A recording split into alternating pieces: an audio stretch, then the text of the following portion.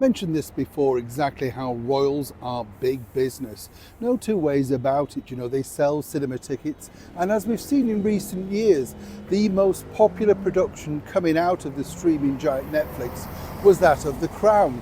Now, as we all know, that was fictitious, made up, but of course, in certain parts, wonderful entertainment. Don't know about you, I like the very first sort of period where it was Matt Smith and Claire Foy, simply because it was an era that we didn't get too much of a light shone into. You know what it's like. But what's fascinating to find is that when you think about it, there are so many incarnations of our late and brilliant monarch, Queen Elizabeth II. Most recently, of course, played on screen in The Crown by Olivia Colman.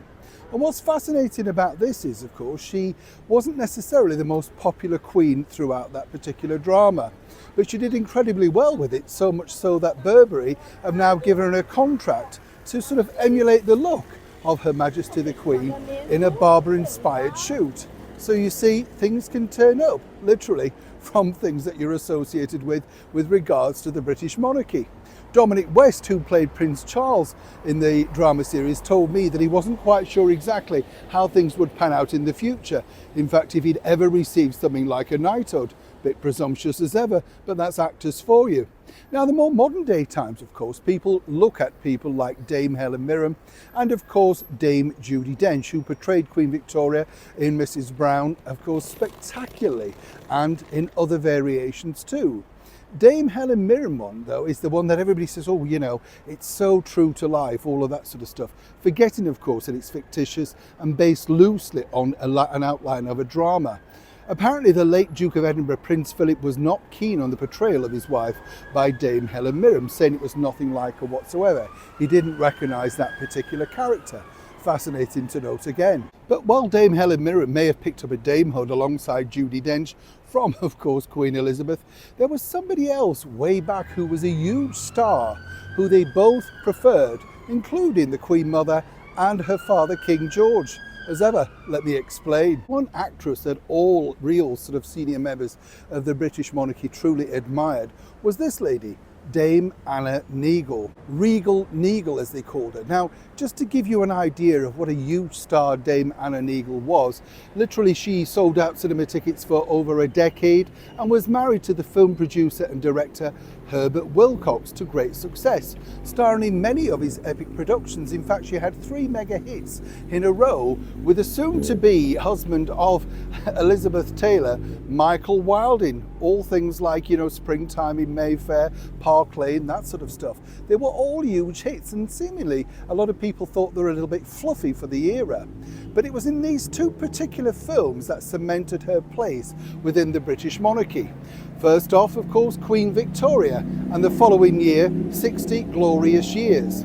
Now, to give you an idea of just how big Queen Victoria the movie was, with Anna Neagle truly was at the box office, it was the #1 film that year at the United Kingdom box office and did incredibly well over in America too, so much so that finally US studios decided to take some notice. But what happened was, and this is where it's fascinating, basically the Queen Mother, as we know her, but of course Queen Elizabeth at the time, insisted that the movie should be screened for her young children, the Princesses Elizabeth and Margaret. So it was at Windsor. They absolutely found this fascinating and insisted on seeing it again and again, and then meeting the stars who came for dinner.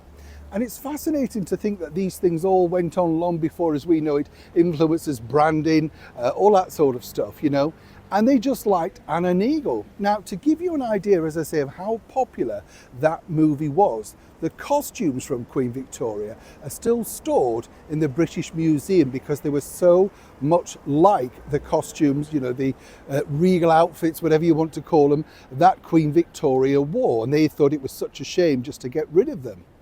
Now, fast forward, as you can imagine, you kind of think, well, if she was really that popular, how did it really end? Well, it ended with the fact that apparently, according to some genealogy, Dame Anna Neagle, in fact, had some relations to the British monarchy. So much so, she had the ultimate, in my opinion, sort of final send-off, if you like. Many years after her death in 2014, the Princess Royal, Princess Anne, who I know very well, as we all know, was asked to lay the final stone in her resting place. Of course, she duly did.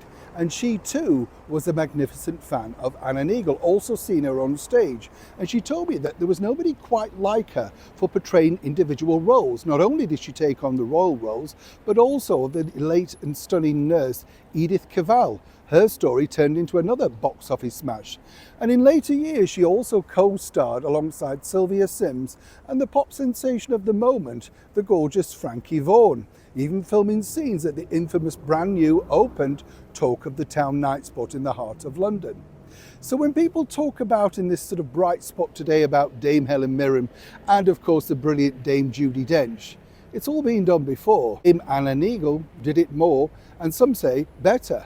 And when you look at the box office receipts, far outstrip those, if you turn it into modern day money, of even what The Crown and the streaming giant could apply to that today.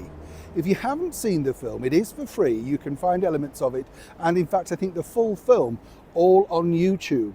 It's a real look into the life of Queen Victoria, expertly played by a wonderful actress who really sort of, how can I put this? Well, she was Englishness literally. Everything you wanted her to be, she was. A brilliant actress, a great ambassador for the British Film Company, and more importantly, should be remembered. And as I often say, if Queen Elizabeth and Princess Margaret enjoyed the film so much, then they must have known, of course, the true inside story. And they truly believed what they were saying up there on screen as one of the best portrayals of one of their family members. Neil Sean in the very heart of London.